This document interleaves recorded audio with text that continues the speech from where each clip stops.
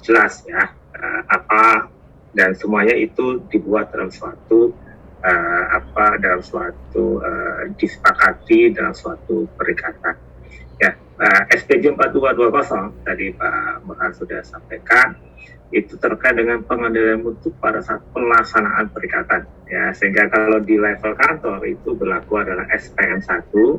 Nah, pada saat Bapak dan Ibu melaksanakan perikatan tertentu, bagaimana pengendalian mutunya? Nah, itu yang diatur dalam SPJ 4220. Sehingga ini ada yang di level kantor SPM 1, ada di level perikatan itu yang diatur di SPJ 4220. Itu kira-kira summary atau ringkasan materi yang tadi disampaikan oleh Pak Burhan.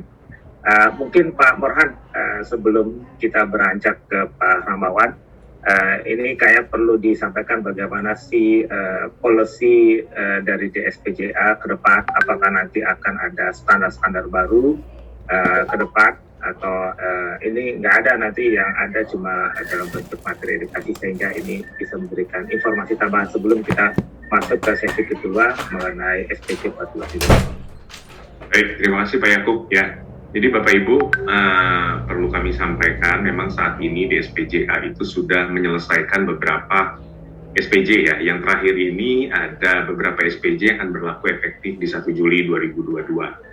Nah, berdasarkan diskusi-diskusi internal kami di DSPJA dan juga diskusi dengan pihak-pihak luar, baik dengan Kakja maupun dengan teman-teman KJA gitu ya, kami saat ini memfokuskan lebih kepada bagaimana SPJ-SPJ ini bisa diimplementasikan, Pak Yakub. Jadi, bagaimana SPJ ini lebih mudah dipahami, artinya apakah SPJ yang sudah kami keluarkan ini ada kendala dalam hal pertama, pemahamannya dulu gitu.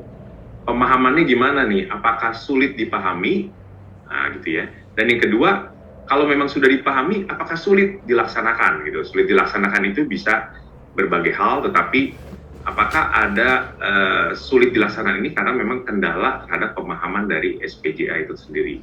Nah, dengan demikian maka kami memutuskan untuk waktu dekat ini, kami dari DSPJ akan coba mengeksplor lagi SPJ-SPJ mana yang perlu didalami. Maksudnya adalah perlu dikeluarkan lagi produk turunannya seperti materi edukasi. Kami sudah keluarkan produk pertama, materi edukasi mengenai dokumentasi. Nah, semoga ini bisa lebih memberikan pencerahan, pemahaman yang lebih detail pada Bapak Ibu. Nah, selanjutnya mungkin materi-materi edukasi ini yang kami lebih fokuskan untuk kami keluarkan. Tentunya juga membuka peluang untuk standar-standar lain juga akan kami godok, Pak Yakub. Demikian, Pak Yakub. Baik, terima kasih Pak Burhan. Berarti jelas Bapak dan Ibu ya, Bapak dan Ibu yang praktisi di KJA, itu nanti ke depan DSPJA tidak akan mengeluarkan dulu standar-standar yang baru, nanti lebih fokusnya ke masalah penerapan, bagaimana implementasi, bagaimana penerapan SPJ yang sudah dikeluarkan. Sehingga nanti lebih banyak sosialisasi, pelatihan, training, diskusi dengan Bapak dan Ibu supaya penerapan dari SPJ ini bisa sesuai. Dan tadi dari YAI ketika nyusun standar profesi, tujuannya supaya kualitas pekerjaan Bapak Ibu meningkat ya, sehingga nanti kepercayaan publik terhadap profesi akuntan yang bekerja di KJA ini menjadi lebih meningkat ke sana, Bapak dan Ibu. Kita belum masuk ke diskusi, kita lanjut dulu ke materi yang berikutnya, SPJ 4230 terkait dengan bagaimana kita melakukan dokumentasi perikatan. Materi nanti akan disampaikan oleh Pak Rahmawan, kami persilakan Pak. Ya.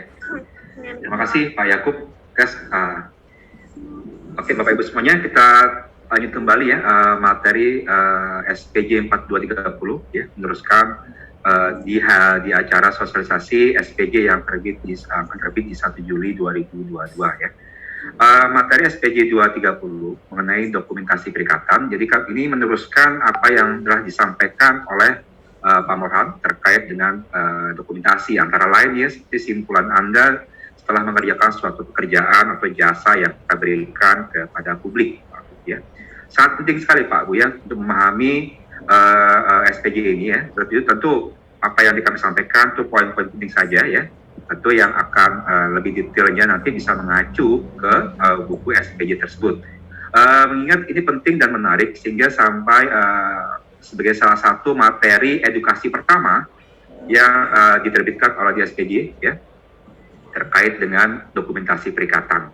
Jadi terkait bagaimana kita memfiling, menyimpan, kemudian apa yang isi dan sebagainya itu kami buatkan suatu materi edukasi nanti diteruskan disampaikan oleh Pak Safrizal. Oke, silakan lanjut. Baik, apa saja yang disampaikan dalam SPJ ini ya, meliputi ruang lingkup, skupnya ini mengenai seberapa luas Pak Bos, seberapa jauh tanggung jawab praktisi di dalam menyusun dokumentasi perikatan. Jadi Bapak Ibu semuanya, pentingnya hal ini. Jadi dasar kita memberikan suatu suatu laporan itu adalah bersumber dari dokumentasi perikatan seharusnya. Ya, seberapa banyak data yang kita peroleh, bukti yang kita kumpulkan, kemudian bagaimana kita bisa menyikapi dari dokumen bukti tersebut, ya, seperti contoh perikatan mengenai prosedur yang sepakati. Berapa banyak luas bukti yang telah kita kumpulkan. Kemudian bagaimana tim kita dalam melakukan pekerjaannya, kemudian apakah ada supervisi, itu akan tertera dengan jelas di dokumentasi ini, Pak Bu. Dan at the end-nya, kita sebagai praktisi, itu akan bisa memberikan suatu analisis, suatu evaluasi bahwa seharusnya memang laporannya seperti ini, kondisi apa adanya sesuai dengan dokumentasi perikatan tersebut. Dan terpenting Pak Bu ya, ini sebagai suatu library kita. Ya, library kita yang menunjukkan bahwa kita telah mengerjakan kerjaan kita sesuai dengan standarnya. Baik, sifat dan tujuan dalam diagram ini ya, dokumentasi perikatan, ini ya bukti bahwa perikatan telah direncanakan dan dilakukan sesuai dengan SPGA dan peraturan undang-undang yang berlaku. Ini sebagaimana tadi saya sampaikan Pak Bu, ini menunjukkan bahwa pertanggungjawaban secara profesional, bahwa kita semuanya akuntan Indonesia itu memang berintegritas, memiliki integritas dalam melakukan profesinya. Untuk praktisi, ya, sifat dan tujuan praktisi ini adalah catatan yang cukup dan tepat. Artinya kita dalam memberikan suatu layanan jasa itu kan mengacu pada, ya, bisa dikatakan referensi kita apa? Ya, dokumentasi perikatan ini Pak.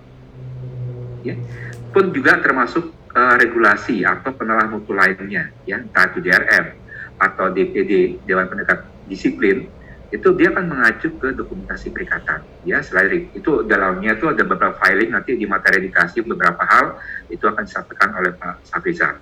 Ya, lanjut ke berikutnya. Oke. Apa saja ketentuan dalam SPJ 4230 ini ya, secara poin-poin penting. Jadi saya sarankan tetap mengacu pada bukunya Pak Bu ya, untuk mengetahui secara detail. Baik, poin pentingnya adalah seperti penyiapan dokumentasi perikatan secara tepat waktu. Fine, Pak Bu. Saat kita akan memberikan suatu rangkuman hasil dari pelaksanaan suatu AUP di hari ini. Berarti pada hari ini kita akan menanyakan atau kita mencek nih apakah semua prosedur telah kita jalankan, bukti apa yang telah terkumpul dan sebagainya. Jadi secara tepat waktu. Ya, tentu kalau itu belum selesai sebagainya kan kita bisa menyimpulkan bahwa itu belum selesai. Cuma kan kita masih membandingkan dengan ketentuan perikatan sebagaimana tadi Pak Murad sampaikan. Ya, deadline kita udah hari ini. Bukti yang terkumpul hanya sekian persen. Ya, tentu apakah hal ini akan Anda pertimbangkan dalam memberikan suatu layanan, ataukah ini akan jadi catatan, ataukah ini akan tetap maju terus, tetap difinalkan apapun kondisinya. Nah, ini akan kembalikan ke kelengkapan bukti yang telah kita peroleh, Pak Bu ya. Kemudian pendokumentasian prosedur perikatan yang telah dilaksanakan dalam bukti-bukti itu, dalam dokumentasi tersebut kan tentu kita ada suatu prosedur seperti AUP ya, karena AUP yang paling mungkin suatu pekerjaan yang cukup komplit ya, dari mulai planning, kemudian pelaksanaan, kemudian sampai reporting. Pun kalau Anda melakukan kompilasi maupun penyusunan laporan keuangan, tetap ada suatu prosedur Pak, gitu ya. Apakah Anda sudah lihat dokumentasinya? Dalam melihat dokumentasinya vouching ya, kalau di auditor istilahnya ya, itu Anda melihat kelengkapan dokumen pendapatan sesuai SK 73, SK 72 atau SK 73. Ini penerapan SK-SK itu ada prosedur-prosedur yang kita jalankan. Tentu kita akan melihat checklist itu, ya, dan itu akan terdokumentasikan dalam suatu dokumentasi perikatan. Dan bukti pelaksanaan, setelah ada prosedur telah dilaksanakan dan ada, ini buktinya apa? Ya, tidak cuma checklist, tidak hanya mungkin sejarah parah, tapi memang ada lampiran attachment file. kalau dokumentasi Anda dalam bentuk soft file misalkan, itu ada suatu historis, ya, checking atau trialnya atau jejaknya bahwa memang ini ada buktinya. Oke. Karena kita memang memberikan suatu dasar layanan itu dari situ bukti yang telah kita kumpulkan. Kemudian ketentuan terakhir dalam PSPJ ini adalah penyusunan file perikatan yang secara sistematis. Jadi ada praktisi berpengalaman nanti yang memang nggak terlibat dalam proses penugasan, itu dia membaca dan dia memang memahami bahwa inilah kondisi apa adanya, fact findingnya mesti. Oke, next. Penyiapan dokumentasi perikatan secara tepat waktu ini, maksudnya gini, penyiapan ini jelas meningkatkan kualitas pemahaman, Pak. Ya, tadi dari target 20 dokumentasi bukti yang harus dikumpulkan hanya memperoleh 10 misalkan. Nah ini kan kita kembalikan ke semacam silakan Anda kan memberikan suatu profesi profesi reporting, ya, laporan-laporan yang sesuai dengan tingkat kehati-hatian dan tingkat profesional kita. Apakah cukup dengan hanya 10 bukti, 50% dari dokumentasi yang diinginkan, itu kita bisa memberikan suatu reportingnya, rangkumannya, ya. Kemudian bisa memfasilitasi proses penerapan secara efektif. Tadi kita sampaikan, Pak, ya, teman-teman P2PK dalam para pembina kita itu coba mengacu ke dokumentasi perikatannya. Ya, dalam dokumentasi itu ada report finalnya, ada langkah-langkah planningnya, ada pelaksanaan prosedurnya dan sebagainya, ada komunikasi dan ada konsultasi. Tadi yang Pak Mal sampaikan itu tertera semua di situ. Ya. Kemudian termasuk dalam penyiapan secara tepat waktu, dokumentasi yang disiapkan setelah pekerjaan selesai dilakukan cenderung kurang akurat, ya. Jadi baru kumpul-kumpul tadi Pak Buya masih proses berjalan, tapi tenggat waktu sudah selesai, kita harus segera menerbitkan satu report, ya, laporan keuangan sebagainya, tapi banyak dokumen yang belum dikumpulkan, ya, baru dikumpulkan nanti setelah pekerjaan selesai, setelah deadline selesai. Tentu itu nggak akurat. Kalau misalkan ternyata ada perubahan bagaimana? Ya, ada suatu perubahan, ternyata angkanya seharusnya seperti A 100 tapi menjadi sekian. Nah, ini sehingga bila setelah selesai dilakukan kemudian baru kumpul-kumpul itu nggak akurat. Ini udah pengalaman kami bisa sharing, Pak Bu, ya. Pengalaman kami bisa sharing bahwa ternyata mengumpulkan data yang setelah pekerjaan selesai dilakukan itu justru akan dia bisa, karena dari kondisi tim udah harus bertugas ke tempat lain, ke perikatan berikutnya. Kemudian fokus kita menjadi kurang, Pak Bu, karena merasa ini sudah selesai. Kita nggak perlu lagi setback lagi, padahal ini belum selesai seharusnya. Ya, jadi banyak mungkin ya ada suatu disinformasi ataupun tidak tepatnya kita sudah memberikan suatu layanan kita karena kita kekurangan bukti pada saat waktu yang tepatnya. Oke, next. Pendokumentasian proses perikatan yang telah dilaksanakan dan bukti pelaksanaan perikatannya. Baik. Ya, di sini ada praktisi akan menyiapkan dokumentasinya. Ya, ini juga tadi meliputi siapa yang melakukan kerjaan. Ya. Prepare by siapa, ya, itu kalau di dalam tas kerja kita, ya, siapa yang menyiapkan, ya, tanggal kerja selesai, ya, ini ribet lah, ya, mengerjakan ini kenapa harus pakai date dan sebagainya, ya, ini juga suatu ketertiban, Pak Bu, ya, suatu kronologis peristiwa bahwa kita melaksanakan ini ya sesuai dengan job desk kita, dengan profesional kita, ya, sehingga kita tarakan tanggalnya dan nanti kan tujuannya nanti apakah pekerjaan yang telah kita lakukan ini memang telah sesuai dengan deadline atau skop waktu yang telah kita sepakati dengan pihak klien. Ya, ini juga jadi pengalaman berharga nanti di next project bahwa untuk pekerjaan ini kita membutuhkan kurang lebih sekian jam. Ya, selain juga kepentingan administrasi, kita melaporkan jam jasa, jam kerja misalkan untuk kepentingan kantor. Yang ini tujuannya adalah untuk apakah si staf A, personel A itu layak digaji sekian karena dia telah memberikan jam jasa sekian jam, gitu ya. Jadi date ini penting sebagai historical atau jejak rekam jejaknya itu, ya. Kemudian siapa yang mensupervisi? Tadi Pak Murhan menelaah, ya. Ini menunjukkan bahwa staf kita merasa ini Pak Bu, ya. Jadi seorang staf yang direview oleh atasannya yang lebih berpengalaman dan lebih pintar itu mereka merasa terdidik, Pak Bu. Jadi nggak dibiarkan begitu saja. Jadi kalau mereka salah, kita berikan komentar, ini salah, harusnya kan seperti ini loh. Ini suatu pelajaran berharga. Ya, tujuan mereka untuk magang di KJA, magang di kantor-kantor lain, ya, itu mereka selain untuk ini, mereka juga akan belajar, ya, menunjukkan bahwa ini cara kerja yang benar seperti ini. Nah, jangan lupa juga para supervisor penelaah mutu ini juga melakukan memberikan tanggal kapan dia melakukan penelaahan ya. Ini bisa dikatakan secara sederhana ini bukti bahwa dia memang bekerja, Pak. Itu loh ya. Dan bagaimana luas penelaahannya ya, fokus pada prosedur yang telah memang sedang ditelaah. Kemudian hal tertentu yang telah diuji ya, beberapa hal yang telah dilakukan oleh tim itu disupervisi dan sebagainya. Kemudian bagi para praktisi berpengalaman dalam hal ini mungkin bisa saja si penelaah tadi ya, dia bisa paham, melakukan pemahaman bahwa dia melihat dokumentasi perikatan dalam bentuk misalkan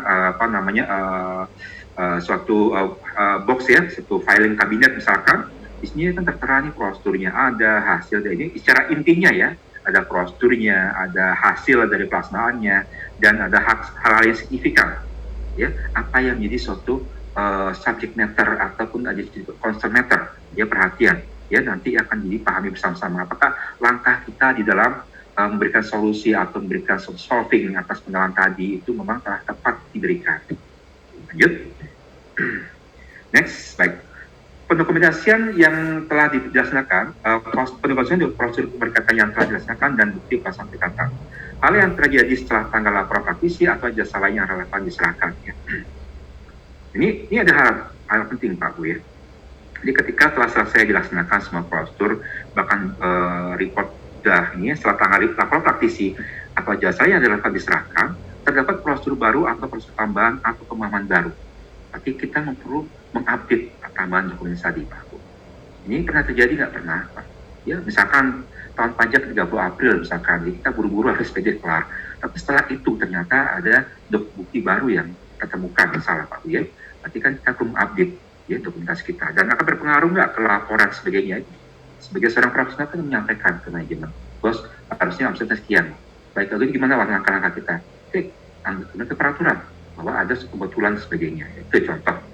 Ya kondisi jadwalnya bagaimana, kemudian apakah kita perlu tambahan prosedur baru, dan kapan dan oleh siapa perubahan itu dilakukan. Jadi tentunya kan kerjasama yang baik Pak. Ya ini sekaligus kita menunjukkan profesional kita bahwa kalau ada hal yang harus diupdate, terus kita diam-diam saja dan baru ketahuan nanti di tahun depan, nanti kan terlalu panjang proses untuk melakukan suatu updating dari dokumentasi perikatan kita, gitu Pak ya.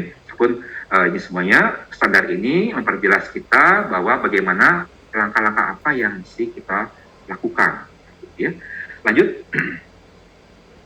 Oke. Bagaimana kita jadi Pak Bu ya, kita sebagai seorang partner yang akuntan berpraktek ya, kita dibantu oleh staf kita dalam melakukan suatu filing penyusunan perikatan final ya. Penyusunan file perikatan final ya melengkapi proses administrasi file perikatan final secara tepat waktu. Baik, misalkan gini ya, tepat waktu tanggal hari ini, berarti hari ini sudah ada. Nah, mungkin saja Pak dalam hal binding filing yang final saja ada kekurangan, misalkan ada dokumen ada yang tercecer dan sebagainya. Kalau dalam hard copy ya, kalau soft copy masih tersebar di banyak laptop dan sebagainya, ini perlu kita satukan Pak. Ya, kita satukan lagi, kita cek lagi apakah file-file yang ada yang kita kumpulkan ini memang file yang terakhir atau final. Ya, pengalaman aja Pak Bu ya, bahwa setelah ini berketahuan nanti pada saat misalnya ada pemeriksaan dari tempat lain, dari regulator ataupun dari penelaah mutu, ataupun nanti pada saat repeat order ya, perikatan berulang, kita akan kesulitan mencari mana yang final ya, karena seringnya berubah-ubah dan sebagainya, dan kececeran. Belum lagi kalau staf yang bertanggung jawab itu resign dan dia meninggalkan hal yang mungkin kita nggak tahu nih di mana letak terakhir file yang final. Ini mesti kita harus perhatikan, jadi concern ya. Kemudian dokumentasi disimpan dan dijaga. Berapa lama masa penjagaan ini? Standar kami memang tidak memberikan beberapa hari sebagainya ya. Itu hanya contoh saja, mungkin 60 hari, contoh sistem lain. Tapi coba kita bayangkan Pak Bu ya, ini sharing aja Pak ya, nanti Pak Nurhan dan semua narasumber dan Bapak Ibu semua bisa sharing ya. Kami sendiri Pak, itu diminta dokumentasi audit. Itu untuk pekerjaan 5 tahun yang lalu Pak. Masih aja, sekarang masih minta. Dan kalau memang kita menyiapkan hal ini, kami waktu itu berpikiran bahwa ini dokumentasi penting, sehingga kan kami jaga selama mungkin Pak, sehingga kami bisa memberikan data tersebut ya dengan tepat. Itu Pak Bu. Jadi contoh, itu kita bisa melayani secara profesional ya, regulator menghargai ya kan, tim kita tidak terlalu bersusah payah mencari hal-hal yang lama karena memang sudah tertata. Ya, itu contoh. Dan masa penyimpanannya mungkin dalam diskusi nanti berkembangnya berapa lama dan sebagainya nanti, karena ini seharusnya nanti akan disampaikan di luar standar atau sebagai untuk melengkapi di standar SPJ ini. Tapi nanti kita lihat bagaimana ini akan tertulisnya. Di masa penyimpanan itu diceritakan masing-masing ke kebijakan dari kantor masing-masing. Ya, kalau kita mengacu ke undang-undang yang berlaku, ada yang 10 tahun, ada yang 5 tahun ya, silakan Bapak Ibu semuanya adopsi itu sebagai bagian dari SPM kita. Kemudian tambahan dokumentasi jika ada modifier, ya ini penting Pak, ya memodifikasi apalagi yang sekiranya signifikan, ya kita harus jelas, kita harus sampaikan dalam dokumen tersebut, ya alasan secara khusus perubahan, ya mengapa ini harus berubah, Pak? Ya. Kapan dan siapa yang melakukan perubahan? Jadi kalau di kami Pak Bu itu ada perubahan-perubahan tadi, itu akan misalkan angka, ya, misalkan ada angka yang harusnya 1 juta ditulis Rp100.000 dan diupdate yang 1 juta, kan otomatis kan reportnya diubah, ya bisa aja endingnya adalah laporan SPT-nya berubah sebagainya. Ini kan masih akan kita tanyakan kenapa kok berubah, ya apa dasarnya, ini ada invoice yang belum dicatat dan sebagainya, penting segera sampaikan Pak, ya kita diskusikan dengan klien sebagainya, ya ada alasan khusus kapan dan siapa itu kan tetap kita update, ya tanggal sekian ada perubahan. Ya lanjut Mas, oke. Demikian Pak Buya, jadi SPJ 4230 masalah dokumentasi perikatan. Saya lihat tadi ada banyak chat mengenai pertanyaan ya, saya sampaikan moderator, mungkin pada saat sesi tanya Pak Yakub ya, akan kita tanggapi, kita respon chat dari para peserta terkait dengan materi-materi yang telah disampaikan. Baik, saya kembalikan ke Pak Yakub, silakan Pak. Ya, terima kasih Pak Ramawan. Kepada Ibu, Pak Ramawan tadi sudah menyampaikan mengenai SPJ 4230 ya. Bagaimana kita melakukan dokumentasi dari suatu perikatan. Apa pentingnya dokumentasi, kemudian apa yang harus didokumentasikan, dan juga nanti kira-kira manfaatnya apa kita melakukan dokumentasi. Manfaat bagi KJS sendiri maupun bagi klien ketika nanti di masa depan, dan berapa lama sih kita harus membuat dokumentasi, apakah harus didokumentasikan atau diarsipkan secara fisik gitu kan, apakah itu harus bisa dilakukan secara soft file gitu kan, kalau fisik nanti kebayang nanti budaya besar gitu kan untuk nyimpan dokumen. Nah itu Bapak dan Ibu hal-hal yang nanti menjadi perlu digarisbawahi dalam pelaksanaan SPJ 4230. Nah kita lanjutkan ke narasumber yang ketiga, Pak Safri Jalikram. Pak Safri Jalikram akan menyampaikan bagaimana sih cara penerapan SPJ 4230. Cara penerapannya seperti apa? Sehingga DSPJAI mengeluarkan materi edukasi nomor 1. Itu baru nomor 1 ya. Nanti ke depan akan ada nomor 2, nomor 3, 4, 5 dan seterusnya.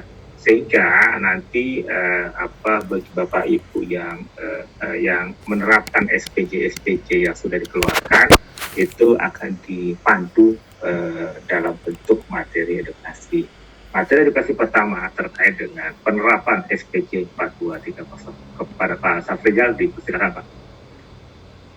Baik, terima kasih. Bismillahirrahmanirrahim. Assalamualaikum warahmatullahi wabarakatuh. Yang saya hormati Bu Tia, Bu Eli Zarni, rekan-rekan Dewan Standar, Pak Yakub. Izinkan saya menyampaikan terkait dengan materi edukasi 1 yang merupakan produk dari kita di SPJA. Dalam proses penyusunan materi ini ada beberapa diskusi di antara kita terkait dengan materi-materi ini. Kita tidak mengarahkan pada rule base. Jadi memang ke materi-materi edukasi yang tadi disampaikan Pak Yakub, untuk nomor 1 ini kita membahas tentang dokumentasi perikatan. Jadi ke depan memang SPJ yang sudah diterbitkan mungkin memerlukan beberapa penjelasan seperti apa implementasinya. Namun tadi juga kami sampaikan penjelasan yang disampaikan di materi-materi edukasi ini sifatnya pun masih tidak rule based tapi principle based. Lanjut untuk Bapak Ibu yang kami hormati, tadi juga disampaikan bagaimana implementasi SPJ yang sudah dikeluarkan itu dapat diterapkan di KJA atau praktisi, namun mungkin beberapa poin hal yang terkait isi-isi yang ada di SPJ itu perlu kita narasikan kembali, maka muncullah materi-materi edukasi ini. Perlu kami sampaikan materi edukasi ini bukan bagian dari SPJA dan dia tidak menggantikan ketentuan-ketentuan dalam SPJ. Jadi bagaimana kita bisa mencoba melihat implementasi di praktisi. Jika ada pertentangan terhadap materi edukasi, maka praktisi tetap memegang pada ketentuan SPJ yang telah berlaku. Lanjut Pak. Nah Bapak Ibu, ruang lingkup di materi edukasi ini adalah terkait dengan yang satu ini adalah materi pelaksanaan perikatan di SPJ 4230, kemudian jasa non-insuran yang dituangkan di PMK nomor 216 tahun 2017, dan juga bagaimana harus mendokumentasikan SPJ 4400 dan 4410. Oleh karena itu, materi-materi ini nanti kita coba melihat seperti apa praktis di lapangan. Jadi nanti ke depan itu masing-masing praktisi diberi keleluasaan terkait dengan dokumentasi yang tadi juga disampaikan oleh Pak Morhan, yang kedua Pak Rahmawan, terkait dengan pelaksanaan, baik perencanaan, pelaksanaan, dan pelaporan. Lanjut. Nah Bapak Ibu, masalah yang muncul di kita sebagai praktisi adalah yang pertama yang perlu kita diskusikan, apakah hal-hal yang mungkin yang tidak diatur spesifik di SPJA, apakah itu di surat perikatan atau bentuk kesepakatan yang tidak mensyaratkan adanya laporan tertulis. Nah ini yang menjadi diskusi kita, apakah praktisi wajib membuat dokumentasi pelaksanaan perikatan tersebut. Karena seperti yang mungkin Bapak Ibu juga secara praktis mengalami, tadi disampaikan Bu Tia, banyak sekali jasa-jasa yang bisa diberikan kepada klien terkait dengan kantor jasa akuntan, sehingga dengan kompleksnya jasa-jasa yang bisa kita berikan, perlu kita menarasikan bagaimana dokumentasi yang harus kita buat terkait dengan pelayanan kita kepada klien. Tentunya Bapak Ibu, pekerjaan atau jasa yang kita berikan ini tentunya akan mengalami risiko-risiko ke depan. Oleh karena itu, penting praktisi untuk merekam, mencatat, mendokumentasikan apa yang sudah diberikan kepada klien terkait jasa-jasa yang sudah kita berikan. Oleh karena itu, pertanyaan kedua yang perlu kita diskusikan, apa unsur-unsur yang perlu kita dokumentasikan pada saat pelaksanaan perikatan. Lanjut. Nah, acuan dokumentasi pelaksanaan perikatan seperti kita pahami, SPJ 4230 terkait dengan perikatan, bagaimana melakukan prosedur yang disepakati atas informasi keuangan, kemudian perikatan kompilasi laporan keuangan, dan perikatan lainnya. SPJ 440 terkait dengan persetujuan sepakati dan kompilasi di 4410. Jadi 4230 itu mengatur dokumentasi. Lanjut Bapak Ibu. Nah, penyusunan dokumentasi bagaimana praktisi tadi, karena tanggung jawab kita tidak hanya pada produk akhir, tapi tanggung jawab kita juga terkait dengan dokumentasi pada saat pelaksanaan, perencanaan, kemudian operasional kita di pelayanan kepada klien sampai kepada laporan. Jadi hal-hal yang perlu kita potret di sini adalah baik SPJ maupun surat-surat perikatan yang mungkin dilakukan oleh Bapak Ibu tidak ada laporan secara tertulis. Mungkin kita mengalami beberapa jasa yang bentuknya adalah konsultasi Bapak Ibu. Jadi ada klien yang mungkin memerlukan beberapa advice dari kita, tapi sifatnya tidak tertulis. Jadi hal-hal yang mungkin konsultasi-konsultasi yang mungkin dampaknya kepada sesuatu yang menurut klien ini diikuti oleh mereka gitu. Nah, oleh karena itu hal-hal yang terkait tadi, maka kita sebagai praktisi tetap wajib menyusun dokumentasi pelaksanaan perikatan itu, walaupun output dari jasa yang kita berikan itu adalah tidak secara tertulis. Yang kedua adalah terkait bagaimana menyusun dokumentasi. Nah, penyusunan dokumentasi ini dia dedicated pada masing-masing perikatan. Jadi sekian banyak dalam satu periode tertentu, katakanlah dalam tahun 2021, praktisi memiliki klien, beberapa klien yang mungkin beberapa banyak jasa. Oleh karena itu penyusunan dokumentasinya adalah masing-masing perikatan yang harus dibuat oleh praktisi. Lanjut Bapak Ibu. Nah, pada tahapan yang paling penting bagi kita adalah tahapan-tahapan yang harus didokumentasikan adalah bagaimana tahapan perencanaan pelaksanaan perikatan.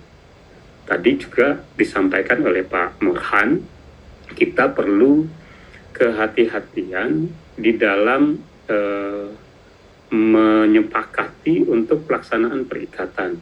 Jadi pemahaman bisnis terhadap klien, kemudian hal-hal objek-objek yang mungkin menurut kita perlu disampaikan, ini perlu didokumentasikan pada tahap perencanaan, baik di dalam substansi di perikatannya, ruang lingkup, maupun output yang akan dihasilkan oleh jasa yang kita berikan.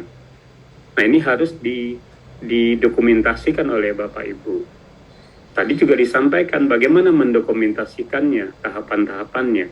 Yang jelas di SPJA 4230, kemudian dijelaskan di dalam materi edukasi satu ini, kita tidak mengarahkan pada bentuk tertentu. Yang penting bagi praktisi, tahapan-tahapan dokumentasi itu harus ada pada saat tahap perencanaan pelaksanaan perikatan. Yang kedua adalah pada saat tahap pelaksanaan perikatan.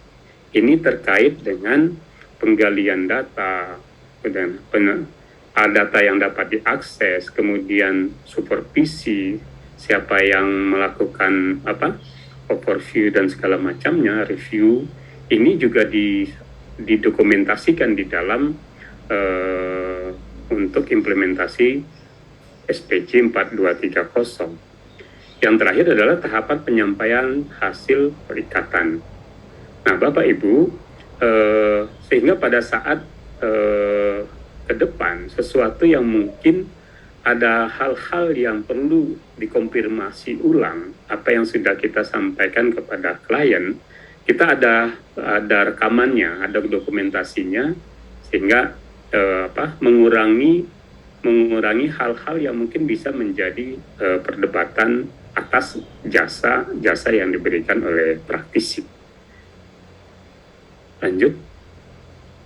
Nah, tahap perencanaan pelaksanaan itu tadi disampaikan, praktisi harus menjelaskan secara clear ruang lingkup dari perikatan. Ini untuk menghindari bias terhadap output yang akan dihasilkan di tahap penyampaian pelaporan. Dan kadangkala kita di praktek dalam melayani klien, ada hal-hal yang mungkin tidak tercantum di ruang lingkup menjadi bagian yang menjadi permintaan bagi klien. Oleh karena itu, praktisi harus mendokumentasikan dengan jelas ruang lingkup dari perikatan jasa-jasa yang kita berikan. Kemudian hasil dari perikatan tadi output dan jangka waktu perikatan harus jelas dari awal kita pelaksanaan perikatan sampai penyampaian pelaporan. Pemahaman praktisi, jadi dokumentasi atas proyek-proyek atau jasa yang kita berikan itu juga harus menuangkan atas sejauh mana praktisi memahami klien atas industri-industri dan bisnis klien. Sehingga tadi disampaikan oleh Pak Morhan di awal bahwa pekerjaan yang kita ambil memang kita mempunyai kompetensi dan kapabilitasnya, baik secara kualitas maupun dari sisi sumber daya manusia di kuantitinya. Yang terakhir adalah pada saat perencanaan prosedur perikatan seperti apa. Nah, minimal saat ruang lingkup, kemudian hasil jangka waktu, bagaimana praktisi bisa menarasikan kepada user nanti, siapapun user terhadap dokumentasi yang kita siapkan, bahwa praktisi memang memahami industri dan bisnis klien sampai perencanaan prosedur perikatan terkait dengan aktivitas-aktivitas yang akan dilakukan. Lanjut. Nah, pada saat tahap pelaksanaan tadi kita harus membuat prosedur-prosedur apa yang yang akan kita laksanakan. Mungkin di sini terkait dengan salah satunya timeline gitu ya, jadwal, kapan kita diskusi dengan manajemen, kapan data itu harus kita minta, kemudian siapa yang melaksanakan, siapa yang mensupervisi. Nah, itu terekam di dalam dokumentasi. Kegiatan dengan keputusan yang memang kita gunakan adalah berdasarkan professional judgment. Baik, lanjut. Slide berikutnya. Nah, di tahap penyampaian hasil perikatan, ada kalanya Bapak Ibu, tahapan pelaporan kita itu sebelum menjadi laporan final, mungkin ada beberapa kali draft laporan yang harus kita sampaikan kepada klien yang memungkinkan kita untuk diskusi, sehingga laporan-laporan akhir itu memang setelah hasil diskusi-diskusi dengan klien. Oleh karena itu, praktisi itu harus mendokumentasikan laporan-laporan yang sifatnya bertahap. Katakanlah ada satu jasa yang kita lakukan, draft laporan itu dihasilkan dari beberapa tahap. Nah, itu tetap didokumentasikan sehingga jejak revisi yang hasil diskusi kita dengan klien itu terikot di situ. Tadi disampaikan ini berkaitan dengan laporan akhir yang akan kita sampaikan. Jadi laporan akhir itu contoh laporan final, notulensi rapat, dan lainnya, ini menjadi bagian-bagian yang perlu didokumentasikan. Lanjut. Baik, cukup Pak Yakub dari saya. Tentunya nanti kita bisa diskusi terkait beberapa pertanyaan-pertanyaan yang sudah ditanyakan oleh partisipan. Saya kembalikan ke Pak Yakub. Ya, makasih Pak Safrizal. Ini Pak Safrizal tadi sudah menyampaikan mengenai materi edukasi nomor 1 terkait dengan penerapan SPJ 4230. Isu utamanya di sana ada dua. Yang pertama, apakah semua perikatan itu harus ada dokumentasinya? Ya kan? Bapak dan Ibu nggak ada laporan tertulis, cuma ngomong ketemu sama klien itu kan, ngasih advice segala macam. Gimana? Apakah itu perlu dibuat dokumentasi? Ya kan? Karena deliverable-nya dalam bentuk advice secara lisan, gitu kan? Isu pertama yang di materi edukasi. Kemudian yang kedua, ketika membuat dokumentasi perikatan, gimana caranya? Ya, materi edukasi ngasih panduan dari tahap awal perencanaan, pelaksanaan sampai akhir perikatan. Itu sehingga materi edukasi satu ini membantu Bapak dan Ibu dalam menerapkan SPJ 4230 yang berlaku efektif di 1 Juli tahun 2022. Nah, sebelum kita ke pertanyaan dari peserta, Pak Morhan, ini kan SPJ 4210, 4220, gimana nih kita ini apakah berlaku untuk untuk perikatan yang baru gitu kan, ataukah juga berlaku untuk perikatan yang existing masih jalan gitu tapi belum selesai, ataukah ini berlaku juga untuk perikatan yang sudah selesai? Kita harus membuat tuh bagaimana dokumentasi perikatan, bagaimana pengendalian mutunya, ataukah ini hanya untuk yang masih berlaku, yang masih dilakukan perikatannya, atau hanya untuk perikatan yang baru? Pak Warhan, silakan untuk yang transisi SPJ 4210 dan 4220. Ya baik, terima kasih Pak Yakub. Ya, jadi untuk SPJ yang akan berlaku efektif di 1 Juli 2022 ini, kami menetapkan bahwa tanggal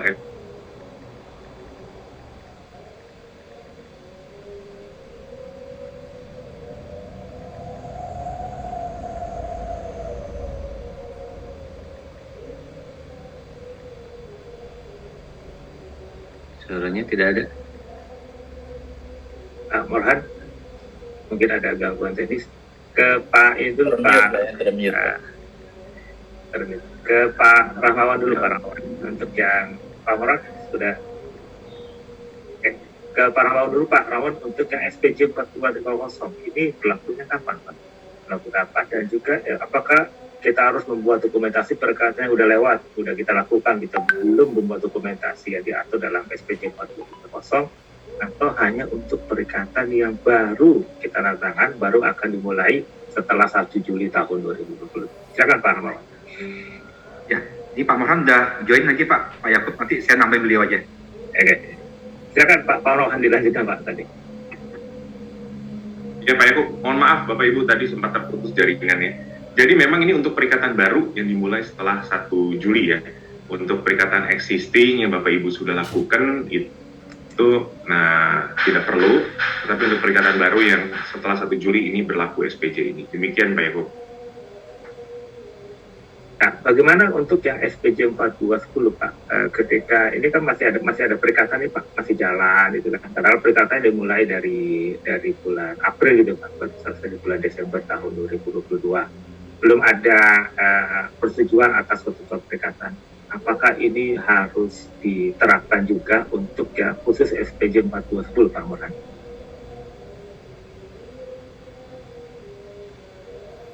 Ya, baik Pak Yakub. Jadi SPJ 4210 itu mengenai persetujuan atas ketentuan perikatan. Nah, kami sama SPJ 4210 ini dengan SPJ lainnya bahwa akan diberlakukan efektif untuk perikatan yang baru, Pak Yakub. Karena kalau kita melihat yang ke belakang, artinya yang sudah terjadi, ini akan sulit. Karena kan ketentuan perikatan ini sebetulnya posisinya ini adalah pada saat awal ya, pada saat awal penerimaan perikatan. Sementara itu sudah terjadi gitu. Jadi sulit, tidak practicable untuk dilakukan jika itu dilakukan untuk existing perikatan. Jadi mulai dengan yang baru saja di 1 Juli. Demikian pertimbangan kami saat itu. Ya, berarti berlakunya prospektif kepada Ibu ya. Kalau di sana akuntansi keuangan itu berarti prospektif untuk perikatan yang baru akan dilakukan setelah 1 Juli tahun 2022. Nah, di menu chat sudah ada beberapa pertanyaan. Yang pertama dari bisa ditayangkan Mbak Yesi atau Mas Ulia, Mas Anggit ya. Ini ada pertanyaan pertama dari KJA adalah terkait dengan ketentuan perikatan itu yang di SPJ 4210. Apakah ini ada kaitannya dengan manajemen risiko? Pak Morhan silakan. Ya, terima kasih Pak Yakub. Nah, jadi memang di dalam persetujuan atas ketentuan perikatan, salah satu tujuannya kan memang adalah agar praktisi atau KJA itu dalam melakukan perikatan itu dapat mengukur ya, kurang lebih dapat mengukur diri apakah memang mampu dan bisa dan sama-sama sudah menyetujui pemahaman yang sama dengan klien. Nah, tentunya ini juga adalah bagian dari manajemen risk. Bagaimana Bapak Ibu dalam melaksanakan perikatan tersebut dapat mengukur risiko dan dapat mengelola risiko yang ada. Tentunya itu semua bisa tercapai kalau memang SPJ 4210 ini dapat diterapkan, dapat meminimalisir dispute atau risiko yang Bapak Ibu hadapi. Setidaknya kalau memang tidak bisa dikurangi, at least ada mitigasi risikonya, apa yang perlu dilakukan untuk memitigasi risiko tersebut. Demikian Pak Yakub. Baik, Pak Morhan. Kita lanjut ke pertanyaan kedua dari Pak Pramono. Pak Pramono, ini dengan SPJ 4220. Apakah ada dokumentasi tersendiri untuk kepatuhan terhadap SPJ 4220 terkait dengan pengendalian mutu pelaksanaan perikatan? Karena dalam SPM 1 itu sudah mencakup keseluruhannya, dalamnya termasuk ketentuan mengenai pelaksanaan perikatan yang ini diatur. Mungkin ini relasi Pak Morhan antara SPM 1 dengan SPJ 4220. Silakan Pak Morhan. Ya baik, terima kasih Pak Pramono. Ya jadi Pak, kalau kita lihat nanti di dalam SPM 1 itu unsur-unsur standar pengendalian mutu di dalam SPM 1 itu ada 6 ya. Nah, salah satunya itu adalah pelaksanaan perikatan. Nah, SPJ 4220 itu skopnya adalah di level pelaksanaan perikatan gitu. Sehingga kalau bicara mengenai dokumentasi ya tentunya tidak redundant, artinya dokumentasi yang diatur spesifik di dalam SPJ 4220 dan juga terkait erat dengan SPJ 4230, tentunya itu juga bagian yang terintegrasi atau komprehensif dari pelaksanaan SPM 1 itu sendiri. Demikian Pak Yakub.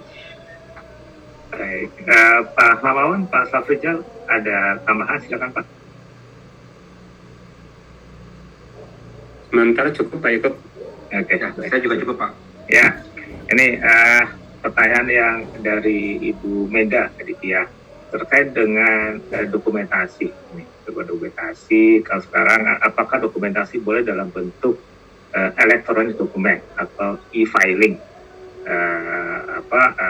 Apakah intinya gitu Pak Rahmawan, Pak Safrijal, dokumentasi itu boleh nggak dalam bentuk semuanya elektronik gitu kan? Nggak ada dokumentasi secara fisik, atau harus kita hybrid combine ada yang fisik atau yang elektronik atau yang elektronik, atau ini harus fisik? Silakan Pak Rahmawan.